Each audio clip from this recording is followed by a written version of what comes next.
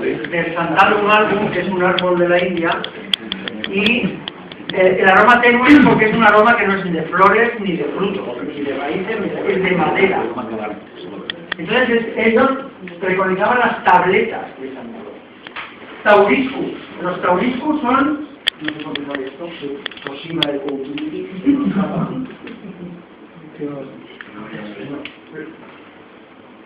A ver. Bueno, no sé por qué no sé por qué. Si lo veis ahí, Tauriscus biduntilia. ¿Qué quiere decir eso? Son trocitos de ajenjo, que es la hierba doncel, que en valenciano es dir doncel, y que el ajenjo es un antihelmíntico, tal. Ellos lo usarían para lo que fuera, pero tiene la utilización de una sustancia aromática. Kiril, ¿qué es el kiril? Es un colirio. Colirio de mirra. La mirra es una especie también de Somalia, la parte sur del Mar Rojo.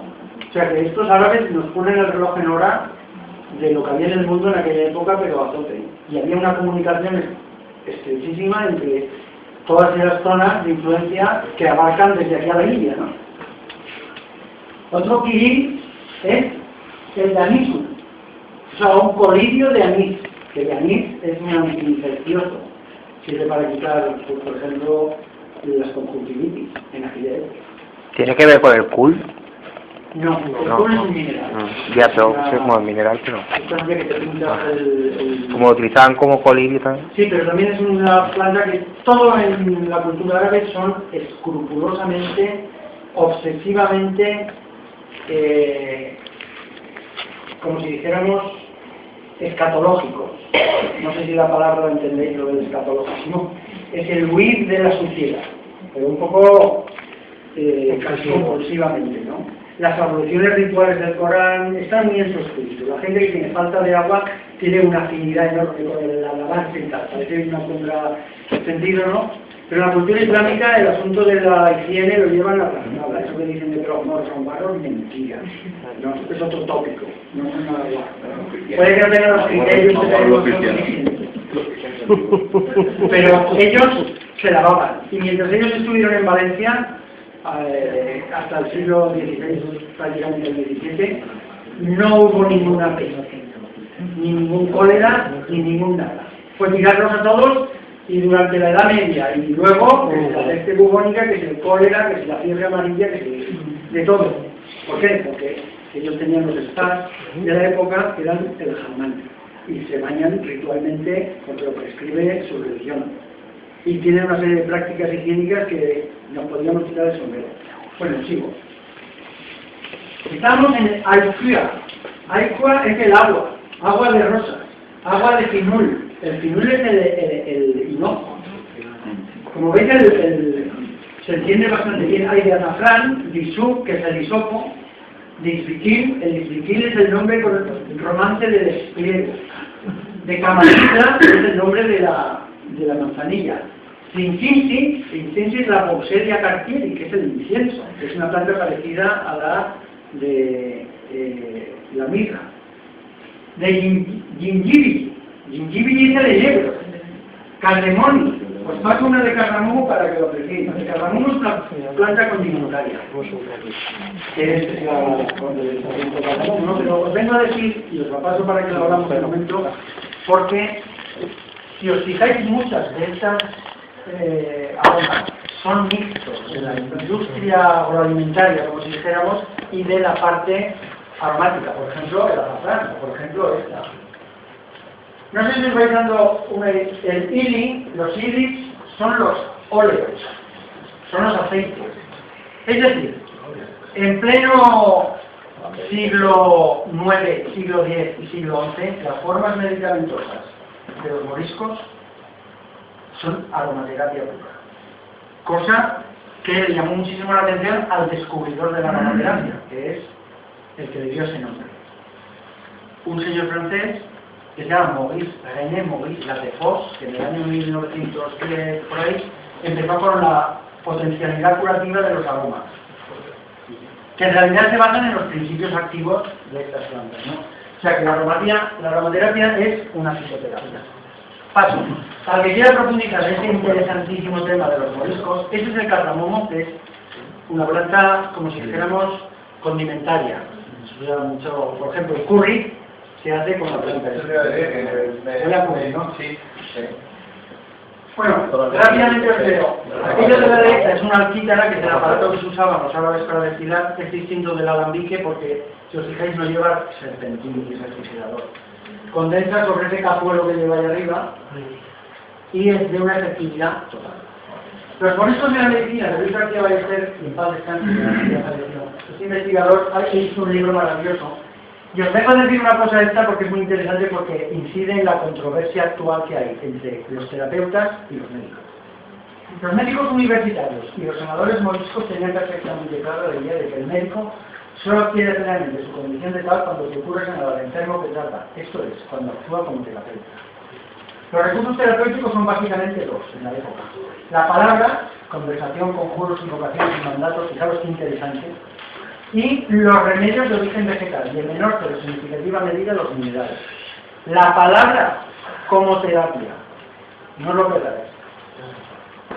Estos últimos tenían dos fuentes muy diferentes y que en casos concretos se entremezclaban. Una, de evidente origen académico, y otra que hunde sus raíces en el empirismo de la polmedicina.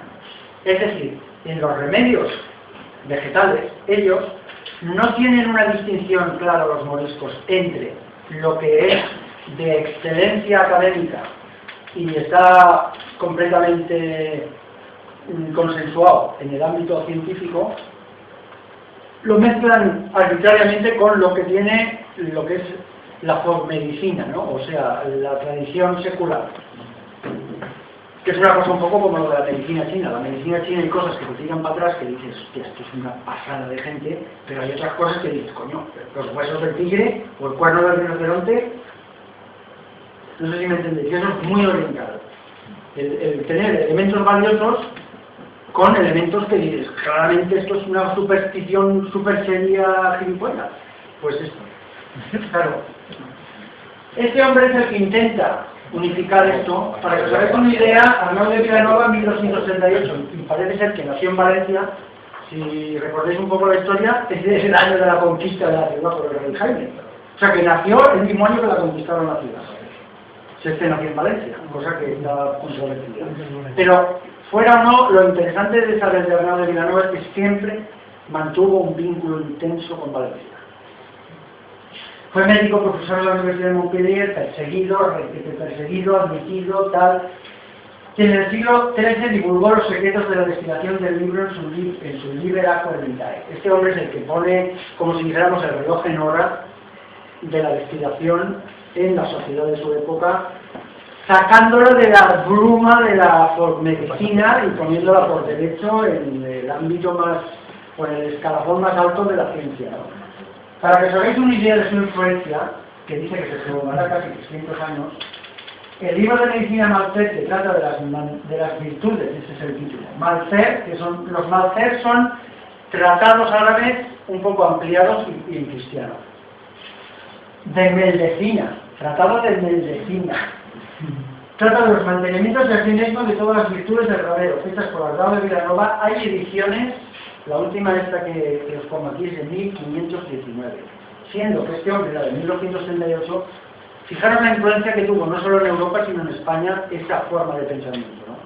Que llega casi hasta el siglo XVII. O sea que no es solo medieval, ¿no?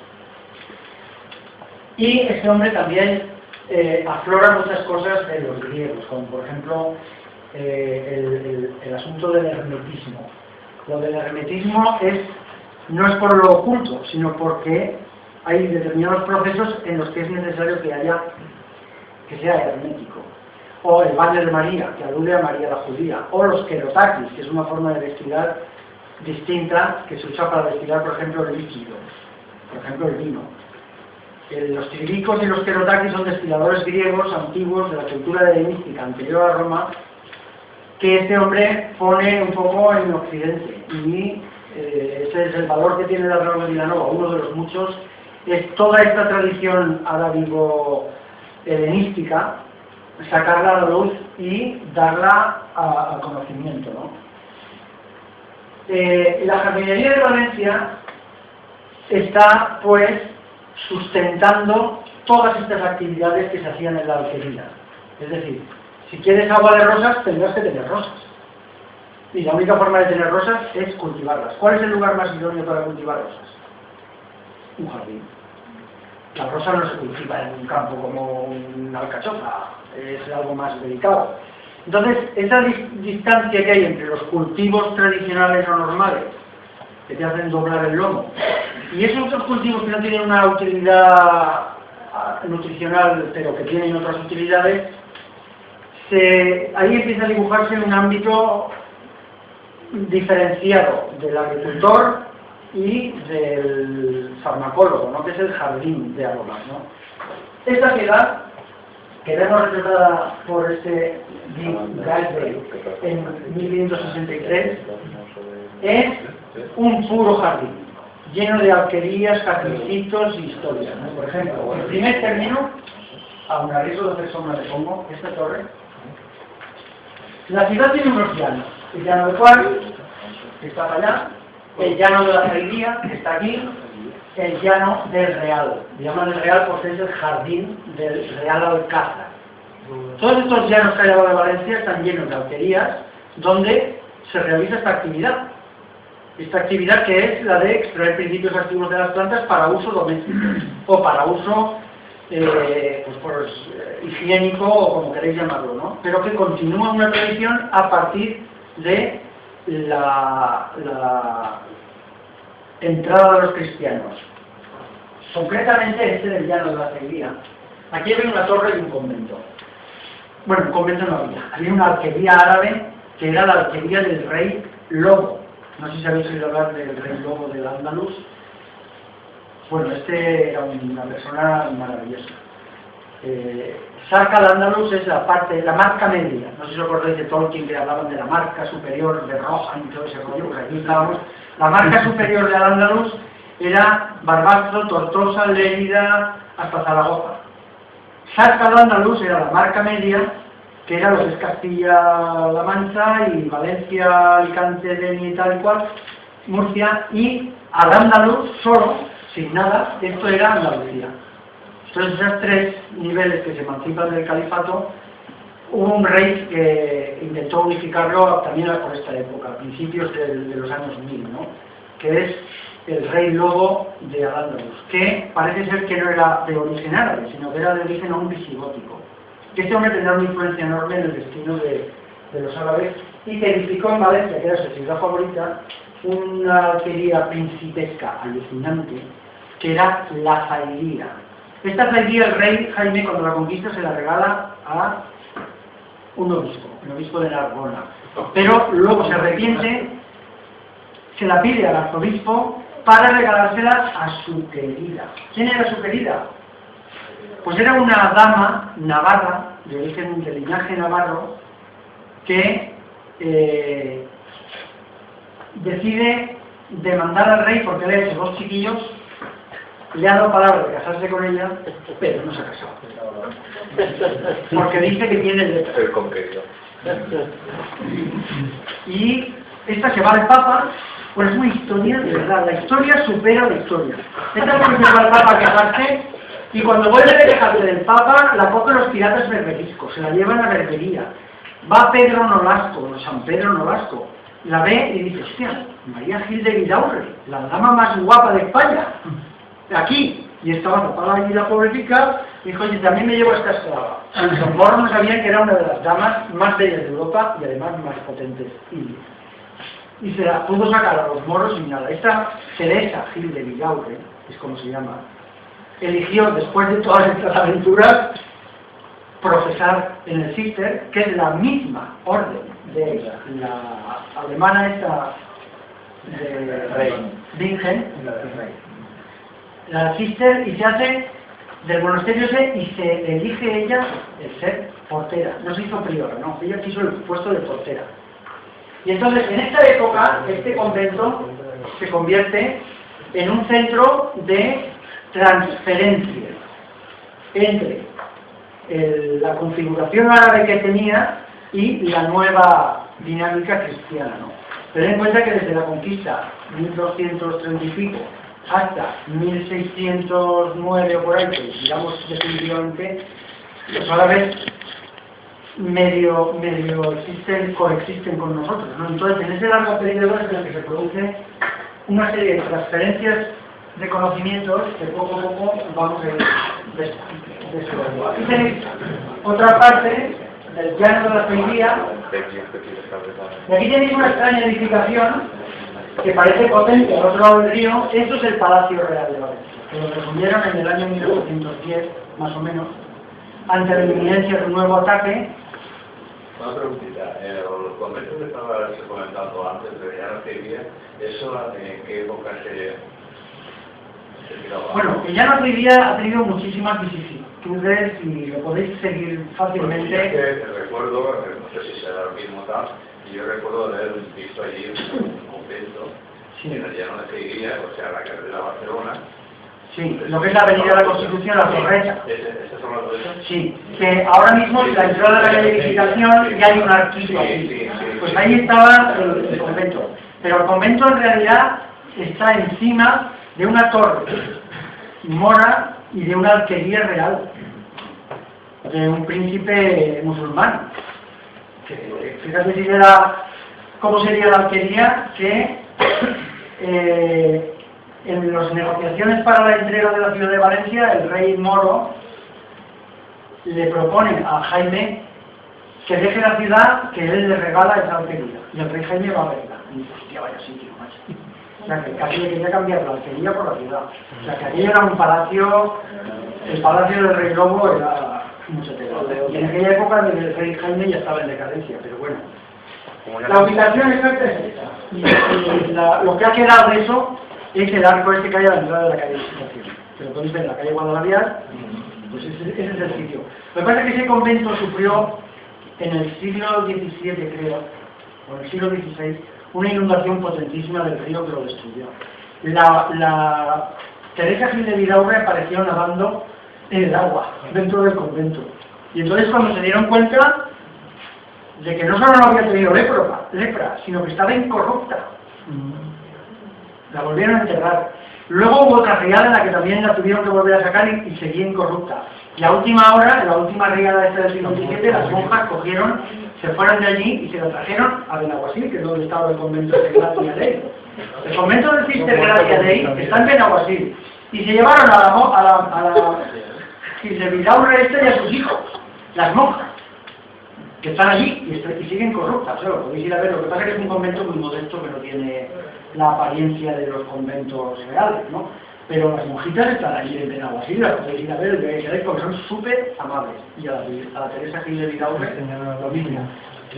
Esta mujer favoreció mucho la transferencia esta que os aludo de contacto, porque era una persona abierta y tal al mundo y a todo, ¿no? Es una verdadera dama, que además pone en evidencia una cosa que es interesantísima, y es la influencia navarra en Madrid. Siempre la ha tenido. O sea, el reino de Navarra intentó salir por el Turia desde Albarracín, que era navarro, era un enclave navarro entre Castilla y Aragón. Bueno, eso es otro tema. Bueno, pongo esto para que os hagáis una idea de cómo era la ciudad de Valencia ya no en el siglo XVI, sino en el siglo XIX. Y constatemos lo poco que había cambiado entre siglos. Es decir, el gran cambio de Valencia es desde finales del XIX a ahora. Durante siglos y siglos y siglos se ha mantenido más o menos como estamos.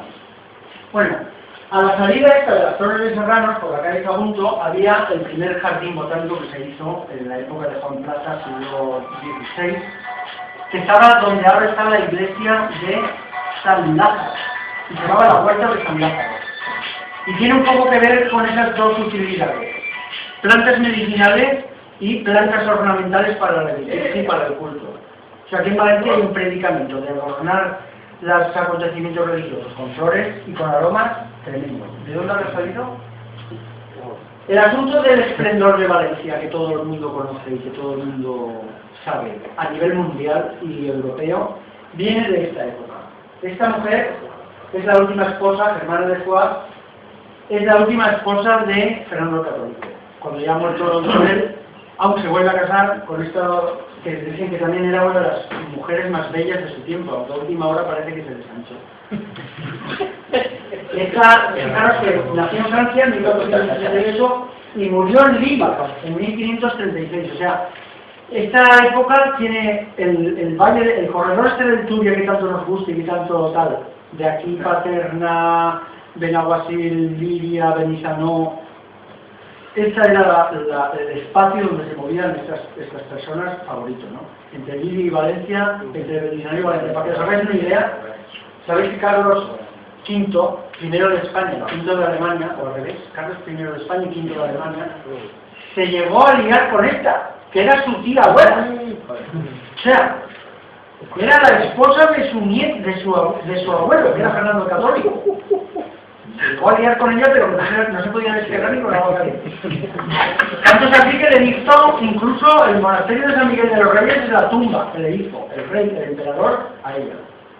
Del afecto que le cogió, o sea, se le cogió con muchas ganas. Y esta mujer es la que nos pone el reloj en hora de la esplendor de la corte europea, principalmente de los esplendores de las cortes francesas e italianas, tanto a nivel perfumería, como a nivel costumbres, como a nivel bailes y tal. Y, curiosamente, como suele suceder, esos esplendores coinciden con la época más crítica de les hermanás y de la gente pobre de aquí que iban ya a la desesperada y con otro núcleo de diferencia que había que eran los moriscos. O sea, en plena efervescencia de todo ese magma, aparece esta mujer y supo navegar entre los aguas. O sea, hasta los achermanas lo admiraban. Es una cosa tremenda. Este se casó por consejo de Carlos V con un Fernando de Aragón, que no era nada de Aragón, que es el duque de Calabria, también es una calle de Valencia. Las calles de Valencia, normalmente detrás suele haber un personaje histórico. Pero es muy difícil enfocarlo, ¿no? Por eso el duque de Calabria, sabéis todo dónde está, pero si empezamos a rascar un poco quién era ese duque de Calabria, bueno, pues este era el esposo de esta, y estos son los que ponen un poco la zona, la posición Valencia en la preeminencia europea a todos los niveles, que es de la época esa en la que se nos llena de gozo decir que éramos más importantes que Cataluña, que Barcelona, ¿no? Valencia, Consulado del Mar, Valencia no sé qué, era todo. Valencia era todo. Y en parte era todo porque tenía unos sitios magníficos. Uno de los sitios magníficos era este, el Real Sitio. Desde el tiempo de los árabes había un alcázar, el Alcázar Real de Valencia, que se llamaba Balansilla. Los nombres de Valencia son Balansilla y Maquinat Altura. Esos nombres se manejan indistintamente. Era un emirato, el emirato de Balansilla. Bueno, pues esto sobre la torre mora antigua, que aún parece insinuar los arcos esos medio. Fijaros, a mediados del siglo XVII, 1600 y pico, todavía ahí. Esto es lo que demolieron en el siglo XIX para que los franceses no pudieran atrincherarse a ese golpe.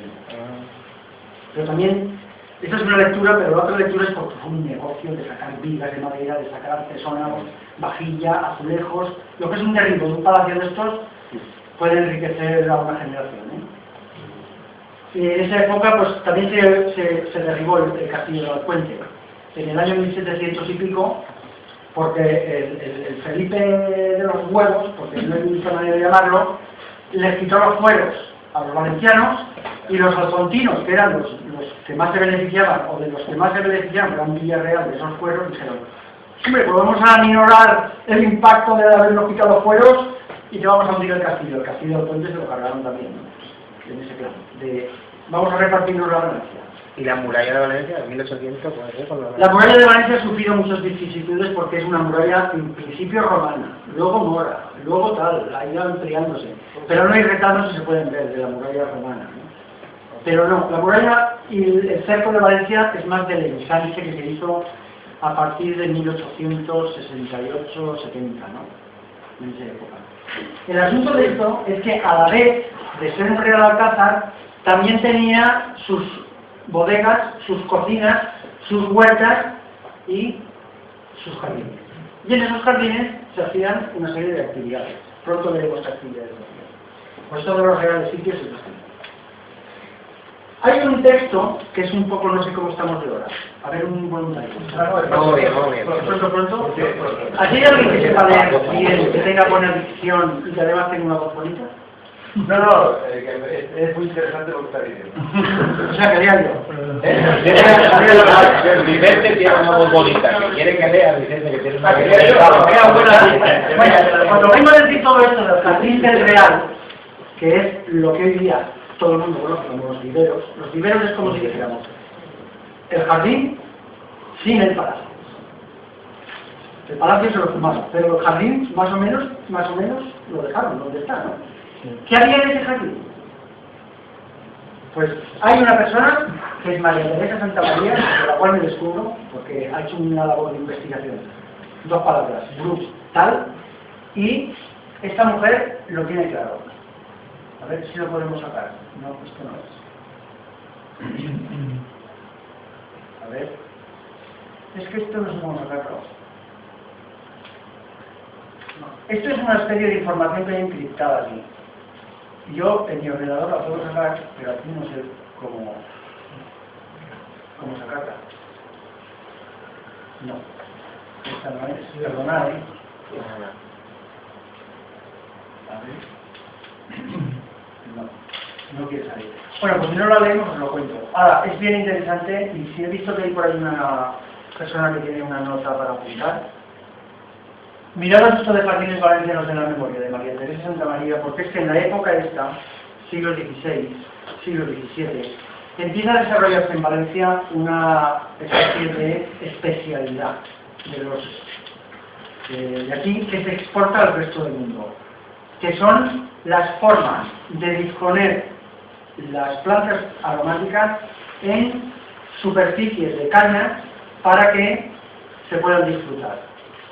Y entonces aquí cuenta pues, que adquirieron estos gigaors, que es como se llamaban a estos valencianos, no había un oficio de jardinero, pero dentro de las gradaciones agrícolas, cavasequies, herbolaris, cematers, había de varios. Uno de ellos era el gigaors. El gigaors lo que hacían era hacer enramadas de mirto, de cítricos y de rosas, entre otras, que incluso hay alguna de ellas que lo pone aquí, que representaban una iglesia con sus púlpitos, sus confesionarios, sus altares.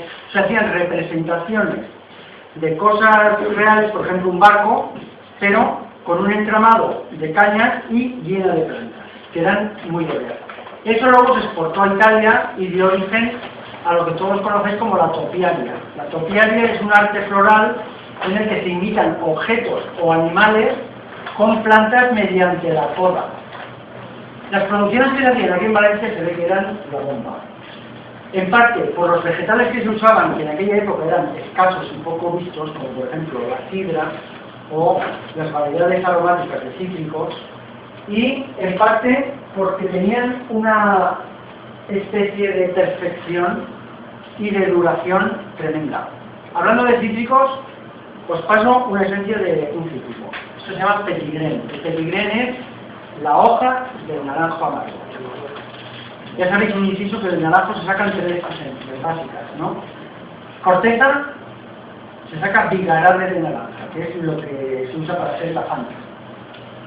Petigrén se saca flor y el fruto cuando es pequeño, por eso se llama petigrén, porque es un grano pequeño, petigrén.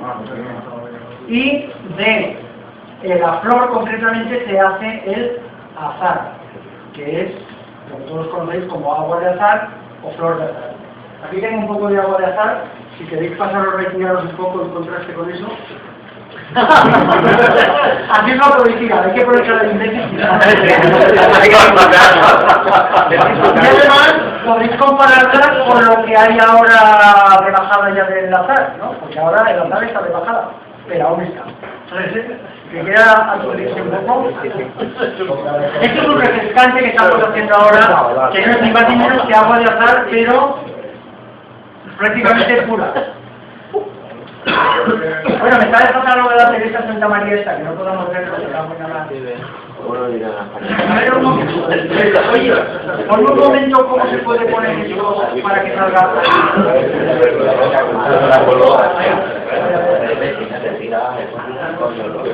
mira,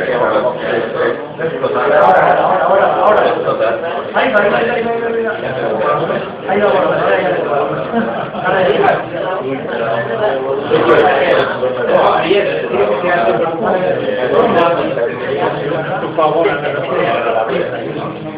bueno, no hemos logrado sacar el documento. Parece que nos ha inspirado el... Bueno, es un poco larguillo, pero es tan interesante que no merece la pena. Y solo para aliviaros un poco de la burda, deciros que es el núcleo central de la comunicación. La cartografía histórica de la ciudad nos muestra aquellos primeros jardines y huertos urbanos protegidos de las vistas mediante tapias, con un carácter más o menos utilitario o suntuoso, pero entendido siempre como una estancia más de la casa. Esto es muy árabe. El huerto es una parte más de la casa, como la alcoba o la cocina, y por tanto como un espacio reservado. La cultura del Islam marcó el carácter de la agricultura y jardinería, dejándonos una herencia que perduró la Gran Media. Algunos jardines notables del siglo XV procedían de las casas árabes más acomodadas, destinadas a conventos en la ciudad medieval, que se configuró a partir de la conquista. Y sus jardines fueron transformados en huertos medicinales o de subsistencia para las órdenes religiosas, que había en el fondo. Observemos que en la mayoría de los casos estos usos no eran excluyentes, sino complementarios, pues tanto en el siglo XV como en el XVI no encontramos aquí la palabra jardinero para nombrar un oficio reconocido. Solamente se contemplaba el cuidado del jardín que iba unido a una destreza especial de un labrador para tratar plantas y adorno por medio de técnicas como labradores de la huerta conocían.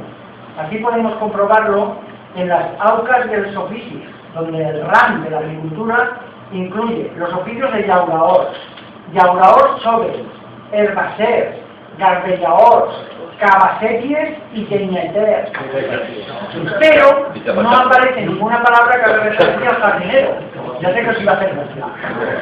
Lo de cavasequies es que... Pero si os dais cuenta es un poco como lo de la isla, ¿no? Las castas. Entonces, el ramo más bajo del campo. Tiene que herbacer.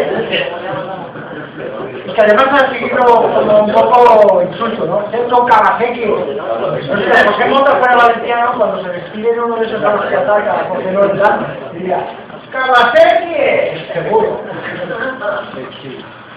Pero no aparece ninguna palabra que haga referencia al jardinero. Sin embargo, a través de diferentes documentos conocemos que en el siglo XV fue una época brillante para la jardinería valenciana. Pues tanto las plantas como los jardineros eran solicitados desde diferentes lugares y nombrados como ligadors d'ors, es decir, labradores expertos en dirigir, injertar, entrelazar y ligar, naranjos y mirtos especialmente. De los árabes habíamos heredado de otras plantas el naranjo dulce, y entre otras técnicas el injerto.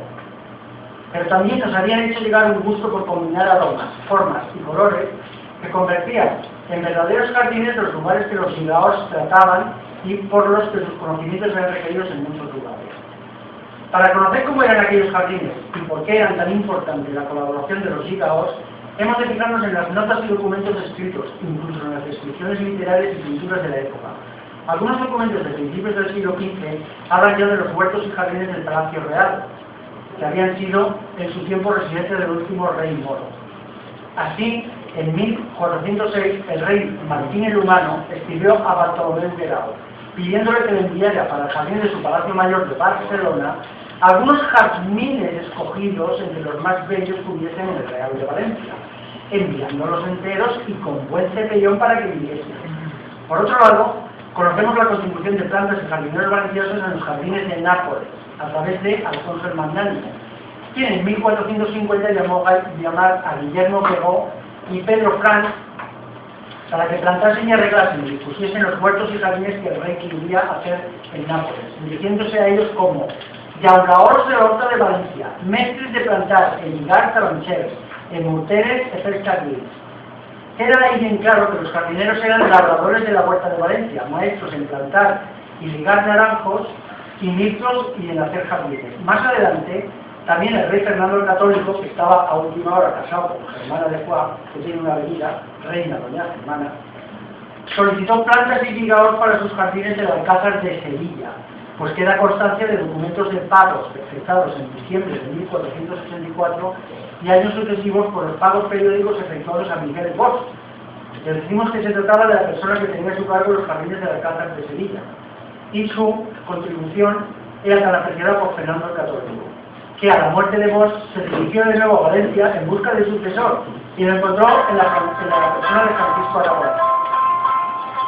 En cuanto a las plantas, hay notas de envíos de plantas de Sevilla a Sevilla desde Valencia en carabelas, mirtos, jardines, naranjos dulces y arañer, entre otras. Arañer, ¿sabéis lo que son, no? Son el Prunus espinosa, que es el endrino. También se llama arañuelo. El cual se saca el patarán, pero también es una planta muy... es una pirolita pequeñita que ahora se ha puesto de moda para hacer cosas al horno. O sea, haces un pollo al horno y le metes unas pirolitas de endrino que te lo mojan a la bolsita. Sigo. El esplendor e influencia de los jardines del Real aumentó durante el siglo XVI, pues Felipe II hizo mandar naranjos y limoneros y otros frutales del Real a Aranjuez en 1560, pero además en años sucesivos se mandaron 6.000 plantas más, por lo que podemos reafirmar la procedencia valenciana de gran parte de las plantas de los jardines de Aranjuez, como ya lo había sido de los jardines napolitanos y de los de los Alcázar de Sevilla. Dejando constancia de que el Real servía entonces como ejemplo a otros jardines como vivero de abastecimiento y como costera de jardineros. Esto se acaba, ¿eh? Las descripciones de viajeros ofrecen más datos sobre cómo eran estos jardines del Real. Jerónimo Moncher, en 1494, da algunos detalles de lo que llama el jardín de la ciudad refiriéndose al Real. Y dice de él que está muy bien plantado de limoneros, naranjos, cidros y palmeras, con una cerca cubierta completamente con ramas y hojas de naranjos y adornado de mesas, alfares, púlpitos, naves, sillas y otros objetos hermosamente coleccionados de mirto, planta que era fácilmente guiada hacia todas partes para la formación de diversas figuras, jardines en general bien arreglados que el visitante cree estar en el paraíso. Os paso una esencia de mirto para que lo hagáis. Esta es una de las favoritas de los árabes, la esencia de mirto. También el agua de mirto. Y el enclave característico de mirto, ya lo sabéis, Santa María de la Mutra, al lado de Alcira. Es un sitio extraordinario. Bueno, podría seguir con esto, no queda mucho, pero yo creo que ya nos hemos hecho una idea del porqué de la preeminencia que tuvo Valencia en la jardinería del Renacimiento, ¿no?, en toda Europa. Primero, por la calidad de las plantas, y segundo, porque los que las manejaban, que eran los jardineros, eran buenísimos. A ver si así entre líneas podemos ver algo más. No, el endrino no tiene sentido. Bueno, aquí hay muchas más cosas. Yo os recomiendo de verdad que si tenéis un rato veáis el asunto este de María Teresa Santa María, porque es interesantísimo.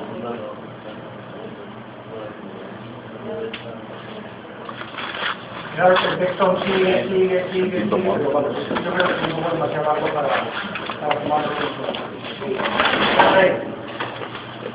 B.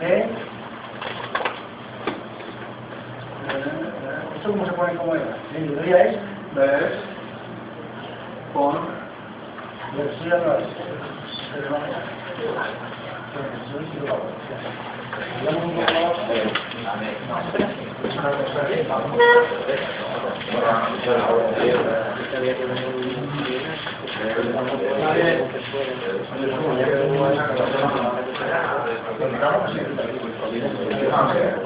Bueno, seguimos con el rápidamente.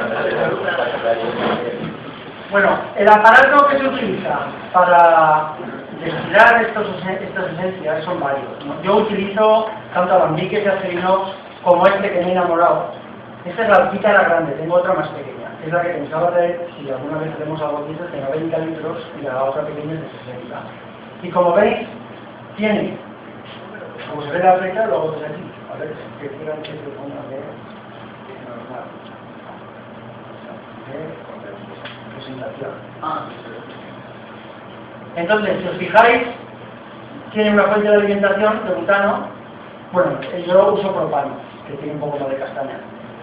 Un vaso que tiene una primera tapa, luego hay una segunda tapa, luego tiene el cuello del cisne y luego tiene esta especie de recipiente donde se verifica la refrigeración. Es decir, el vapor que se genera aquí abajo, el que moviliza las plantas, sube por este tubo y en esta parte de aquí, que hay una bóveda, entra en contacto con el agua fría. Fijaros que por aquí está siempre saliendo agua fría. Y tiene un caño por el que ese vapor que se condensa aquí sale como hidrolato, en el cual se separa rápidamente una fase de aceite esencial. El resto del hidrolato lo vamos tirando en una garrafa y el aceite esencial lo guardamos en el embudo de captación. Básicamente, para que os hagáis una idea, el proceso de la destilación es así. Este aparato lo traen en el siglo IX a Sicilia, los árabes, y desde entonces se queda en Sicilia. Hay aquí unas notas sobre la importancia de otra vertiente de la destilación, que es la licorería. Porque ya sabéis todos que el orujo se saca de los ollejos prensados de la uva, pero el aguardiente se saca de la destilación del vino. Y los dos son, entre comillas, bebidas que en el siglo XVI y en el siglo XVII eran lo más famoso del mundo. Hasta el punto de que es lo que dicen en el oeste americano del whisky. Allí prácticamente no había whisky, había aguardiente español. Es España y México los que suministran el aguardiente para México, de toda la vida. Para que nos hagamos una idea de lo famosa que se hizo la destilación, la perfumería y tal, y vayamos poniéndonos el reloj en hora, en 1801, la publicación científico-técnica más famosa de la época era esta, el Semanario de Agricultura y Artes. Ya tiene varios artículos dedicados a las plantas aromáticas y a los aromas. Este concretamente es el método de fabricar en la India el atar o aceite esencial de rosas, hecho por el coronel Porlier. Esto es una comunicación del coronel Porlier de la Sociedad de Bengala, que por los intercambios que tenía el Jardín Botánico de Madrid con los jardines ingleses, pudimos acceder a ella y ponerla. Es muy interesante porque saca una especie de sucedáneo de la rosa. Es decir, dice... bueno, no sé dónde estará, pero dice este hombre que se falsea la rosa con una sustancia o una planta desconocida. La planta desconocida es la palma rosa. Bueno, paso para que veáis hasta qué punto puede tener un aroma de rosa o no. Esta no es de mi empresa, o sea, esta es de otra... Bueno, de todas formas, también nos abiertas entre comillas que las producciones que hemos traído esenciales, todas no las destilamos nosotros. El sándalo blanco no lo destilamos. El cardamomo tampoco. Es decir, hay unas que las compramos siempre a destiladores y otras que las destilamos nosotros mismos. Bueno, esto es un alambique. No sé si veis la diferencia entre una alquítara que era más tal y un alambique de campo. Este es un alambique de campo que lo traemos aquí porque de esa época, del siglo XIX, aún perduraban estas historias que son desde los moros. Y este es el destilador usual de la campiña española. Igual que hay un destilador usual de la campiña francesa, que es un poco diferente. Si veis las partes, es el vaso destilador con su tapa, tiene la tapa unida con unas grapas y una junta de arcilla.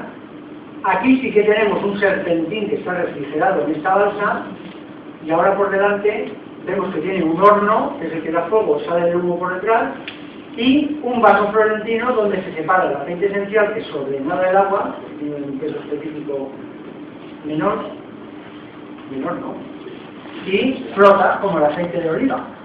Y fijaros que es antigua esta instalación, esta es una foto de los años 80 de la empresa de Granada que trabajamos con ella. El operario recoge el aceite esencial del florentino que es abierto con una lata. Se lo coge así y lo va separando.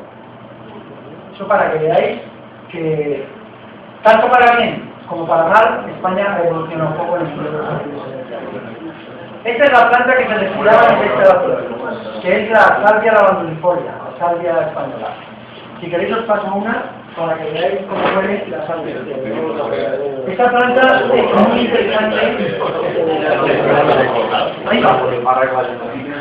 Esa es la salvia española.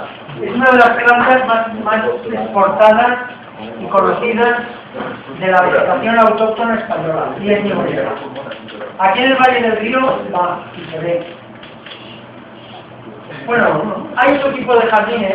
Ya hemos comentado muy de pasada que en Valencia había un jardín botánico de la Universidad de Valencia en el siglo XVI, en la huerta de San Lázaro, la calle San Luis. Luego hubo otro al lado.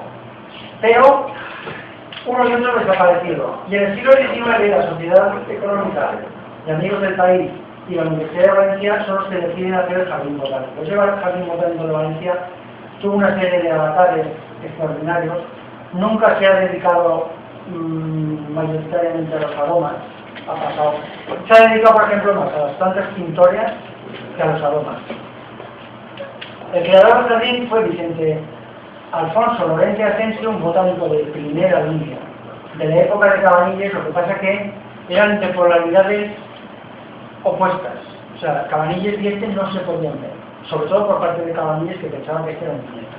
Y este era un tío que tenía una cabeza amueblada, pero brutal. Para que os hagáis una idea, otra calle de Valencia que se llama Arzobispo Fabián y Fuero, ese arzobispo Fabián y Fuero era un arzobispo valenciano que había sido obispo en la Puebla de Los Ángeles, México, y que tenía en el Puig de Santa María un huerto del obispado al que empezó a llevar plantas americanas que le enviaron de América. Cada Cabanilles le ponía de los nervios porque él quería manejarlo todo, y viajeros extranjeros habían llegado aquí, habían visto aquí el aguacate, la papaya, la misma azulete, el cacahuete, ese cacahuete de la horta valenciana. Todo eso lo había traído Lorente ya desde México y de América, y ya estaba aquí en el Jardín del Obispo en tiempos de Cabanilles, en plena flor, ¿no? Os lo vengo a decir porque hay muchas iniciativas y muchas historias, muchas mitificaciones falseadas. Lorente fue uno de los que defendió el Jardín Botánico de los franceses. Porque aquí, no sé si os recordáis que Moncey, el general Moncey, francés, vino en 1808 a conquistar la ciudad y se encontró a la ciudad trincherada que se defendía a tiros. Este era el capitán de la milicia universitaria que se trincheró en el Jardín Botánico y que hostigó tanto a los franceses que incluso cuando llegó el sustituto de Moncey, que fue el general Suchet, el mariscal Suchet, duque de la Albufera, que vino en 1812, y ese sí que conquistó Valencia, este lo metió en la cárcel para tirarlo a Francia y fusilarlo. Pero en el ejército francés venía este hombre, Léon Dufour, que era médico militar. Fijaros, 1780 a 1865, uno de los personajes científicos y botánicos más longevos del siglo XIX, ¿no? Este conoció desde las fragatas con cañones hasta los ferrocarriles, o sea, lo conoció todo. Este se hace súper amigo. Primero pide alojarse en casa del médico, que Lorente. Luego pide que lo nivelen para que tiene que trabajar con él. Luego, con el rollo de que la bandera francesa tiene el color azul y que él, bloqueo francés, impide que traigan azulete de México, convoyan al general Suchet para que financie un pequeño arreglo del jardín que han destruido y pongan en marcha un programa de tintar con azulete hecho aquí en Valencia, cosa que no se había hecho nunca en Europa. El general francés, que era mariscal, coge una sábana de su gabinete y se la tira a la cara para decirle, bueno, me tintáis esta sábana. 2 meses después le vuelven con la manta pintada, ¿no? Con la sábana pintada de azul. El francés se quedó, hostia. Es que habían conseguido criar la planta, sacar el principio activo y tintar por primera vez en Europa con azulete. Claro, el azulete, detrás de eso hay una economía brutal. Claro, el bloqueo de los ingleses impedía, por ejemplo, el tinte de azul y el tinte de rojo para una de las industrias potentes valencianas, que era la seda. La seda, como todos sabéis, la seda no tiene color. Entonces, os vengo a decir todo este rollo porque el Jardín Botánico de Valencia se ha dedicado más a los tintes, por ejemplo, que a los aromas. Pero la cosa cambia. ¿Cuándo cambia? En 1843, este señor, que se llamaba José Pizcuete y Londay, otra calle de Valencia, médico, se le ocurre que el jardín no puede seguir así, porque el jardín, por ejemplo, de Valencia, cuando llegó en 1815, Fernando VII, en una visita, era un patatán. O sea, no había nada. La obra de Lorente, que era una cosa preciosa, estaba hecha por él. Y es este hombre que se va a encargar de hacerlo con un colega suyo. Busca a un tipo que se llama Félix Robillar, que es del École de Plantes de París. Un tío botánico, inteligente, práctico, de tal manera que este Félix Robillar, formado en el Jardín de Plantas de París en 1843, sustituyen la organización del método de planta que tenían, que era de Linneo, por otra, y reciben importantes recursos y plantaciones para la construcción, entre ellas de una especie de, ¿cómo se llama eso? El jardín de las Hespérides, que es lo que hicieron luego los jesuitas, que no sé cómo está ahora porque tampoco lo sabe. Pero el jardín de las Hespérides trataba de reunir todo esto que hemos dicho y que muy poca gente lo hace. ¿Quién ha visto una cidra? ¿Quién sabe la diferencia entre la cidra y la lima? ¿Quién sabe la diferencia entre una lima y un limón? ¿Quién sabe lo que es la bergamota? ¿Quién sabe lo que es la naranja bordes y que la sabemos todos? Pero las variedades de naranjos, aromáticos, comestibles, industriales, todo eso se hizo en una especie de jardín de las Hespérides, ¿no? Estos no solo acometen el jardín de las Hespérides, estos acometen todo lo que se pone posible. Para que os hagáis una idea, este Robillar, que había nacido en 1812 en Alneuil, se viene y se instala en la Malvarrosa. Se compra un pedazo de la Marjal, y os pongo esta foto para que veáis que era un hombre muy familiar, aunque su mujer inicial había muerto, se casa con una de Bosós, del Valle de Arán, la hace valenciana y se reproduce aquí pues como la mangosta. Y no solo es el mejor jardinero del Jardín Botánico de Valencia, sino que compra el Orbe Misteri en esta zona de aquí, que actualmente se llama la Malvarrosa, porque en ese Orbe Misteri que estaba medio inundado, deseca la Marjal plantando geranio del Cabo, o geranio Malvarrosa. De ahí viene el nombre de Malvarrosa. Y no solo planta ese geranio para desecar la Marjal, sino que utiliza ese geranio para perfumar polvos de arroz, que en Valencia son baratos. Con lo cual hace polvos de aromáticos, empieza a hacer colonias, empieza a hacer perfumes, empieza a hacer jabones.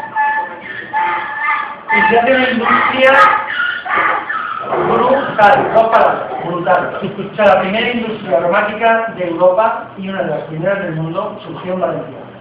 En el último tercio del siglo XIX y se llamaba Robillar. Aquí tenéis el polvo seductor. Este es uno de los primeros empaques de polvo seductor. No soy parte del caos. Se lo hacía con polvos de arroz. Valencia es que tiene muchas cosas de China. Por ejemplo la plata, por ejemplo el papel, por ejemplo la grasa, por ejemplo el arroz. Entonces es fascinante el asunto, pero bueno. Los polvos de arroz son lo que usaban las damas del 19 para empolvarse la nariz. Y además tenían un poco de aroma. Este hombre hacía las dos cosas, el polvo y el aroma. Para que veáis que aquí tiene todas las estrellas, o todas las, ¿cómo se dice esto?, medallas de honor que ha obtenido en las mejores exposiciones de Europa y de América. Exposición de París de 1868, exposición de Londres de 1870, contacto con Eugène Rimmel, que es el máximo perfumista de la época, y claro, pone a Valencia, porque este hombre, aparte de ser francés, él pensaba que todo debía revertir en beneficio de Valencia. Se hizo valenciano, eso que suele pasar a veces que es desde fuera, se fa més que el que es de así. Pues este se hizo más del que los que eran de así. Pide las armas de la ciudad de Valencia para sus cosas, que luego las pedirá otro también, y siempre está con el rollo folclórico de Valencia. Esta es una foto de él ya muy mayor. La recolección de nardos para la fabricación de perfumes en la playa de Navarros. Estos son documentos históricos porque hace poco se celebró el centenario y además fue logrado cosas de él por medio de la familia Candive. Pero fijaros qué industria. Esto es de la época de los vaqueros. No es lo que fijáis en el peinado de la señora esta, pero esto es de la época de Johnny B. Good y de los tiros de allá de... Recolección de Malvarrosa para la fabricación de perfumes. Pero es que es alucinante. Calderas de la fábrica de perfumes de Robillar. O sea, ¿cómo podemos ignorar este pasado? Una cosa increíble, por lo ignoramos, pero muy ignorado. Como esto no lo conoce ni Dios, como podéis comprobar. O sea, como una industria potentísima, modelo para el mundo, aquí en Valencia. Fijaros las producciones. Puntos Antacines, polvos de arroz, a las violetas de España. Compañía J. Robillar y este ya es el hijo, se llama Julio Robillar. Fábrica de perfumería extra fina Robillar, Bouquet de Fleurs. Esto es jabón y esto es la colonia que se hizo súper famosa. Lo más de lo más en Estados Unidos y en Europa era la colonia de Robillar llamada Olimpia. No sé si os acordáis que hay un spa en Alboraya que se llama el Olimpia. Bueno, va por ahí. Os leo esto rápidamente. Desde mediados del siglo XIX los ilustradores empiezan a colaborar con los perfumistas en la decoración de los frascos, sobres y polveras. El tejido industrial. Las plantas no son solo las plantas, las esencias no son solo las esencias, los aromas no son solo los aromas. Hay todo un marketing, todo un tejido industrial, botellitas, etiquetas, litografías, comercio, importaciones, exportaciones. Es todo un tejido industrial el que este hombre pone en marcha. Fijaros, en los años 27, principios de los años 30, ya ha superado la Gran Depresión, la perfumería, hasta qué punto se refina, y el marketing, hasta qué punto se refina. Esta es una carta postal, que es una forma de promoción que hacían mucho, para poder enviar por correo, con dibujo firmado por Valeria de una muchacha rodeada de 4 hombres que le ofrecen perfumes, jabones y cremas de velocidad. Todos vestidos a los estilos de los años 20, tenéis el deportista,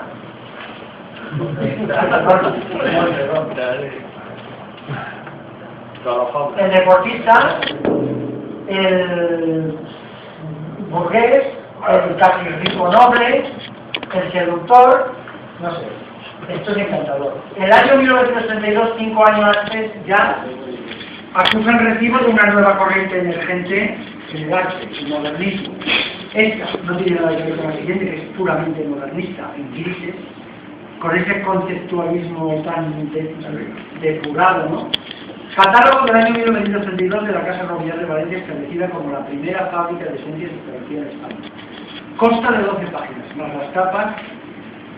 Os tengo que decir una cosa, este Robillar no solo tenía una fábrica de esencias y una empresa de este tipo, también tenía una división de jardinería, que es la responsable de la jardinería del ensanche de Valencia y de los viveros de Valencia. Las casuarinas, las tipuanas, las jacarandas, todo eso, las típicas y tipiquísimas araucarias que veis por la Safor y en las puertas de Valencia, que es el pinito, que es de la flora chilense, ¿no? Todo esto lo trae. Este tipo tiene un impacto en Valencia brutal. Y ha pasado más o menos desconocido hasta nada, hasta hace poco tiempo, ¿no? Para que os hagáis una idea, este de la derecha este está en el Anuario Estadístico de la República Española del año 1934.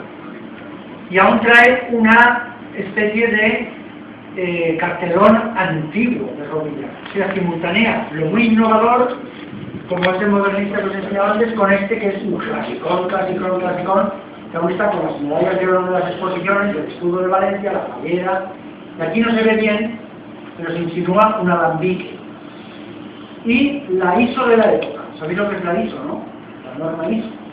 La ISO de la época era proveedores de la Real Casa. Cuando llegabas a ese punto, eso es como la ISO 9000 de ahora. Era el proveedor de la Real Casa. Aquí tenéis un catálogo de Robillar. Voy a ir rápido. Esto es de las sucesivas ferias que se han hecho en España, en Valencia, concretamente de la exposición de motores y máquinas elevadoras del 80, de 1880. Otra muy interesante es el pabellón de la empresa de vinos, de 1883, y la gran exposición valenciana, que es la de 1909. No quiero enredar con esto, pero hay muchos de la industria incipiente del perfume en esta despertar de la sector industrial de Valencia. No sé si os suena esto del arco con flores, pero esto es muy valenciano. De usar cañas y arcos y pérgolas y... Esto, para que os hagáis una idea, es la portada de la revista Blanco y Negro del 9 de octubre de 1932. Eso lo pidieron, ¿no? Sobre el Palacio del Marqués de Ripalda. Que algunos de los que tengan mucha edad de aquí lo recordarán. Yo también lo recuerdo de pequeño. Que está donde estaba la feria, donde estaba la feria Mostrario, enfrente de los viveros y... La gárgola, ¿no? El edificio Gómez. Donde estaba la gárgola, pues los jardines de Monforte son los jardines de este palacete de la Marquesa de Ripalda. Se lo derribaron en 1967 el señor Rincón de Arellano, que era así de desahogado, porque decía que amenazaba ruina y que eso era muy feo. Y es un emblema de Valencia total. Pero en fin, esto os lo pongo porque en torno a este palacio es en el que se hizo las ferias estas que os he nombrado, de las exposiciones universales, y que además tenía la decoración de viveros y la decoración de Monforte enfocadas porque era una especie de... Aún nos queda en campamento un edificio como ese. En campamentos, sí señor. Sí, señor. De ese Cada que lo veo es igual. estilo ecléctico. Es totalmente Un ecléctico. estilo ecléctico. Que es muy... Bueno, por último, para que veáis, la empresa Robillar, del año 1939, que está desaparecida, muy empresario, pero aún continúa. La avenida a la izquierda. Desde el año 1860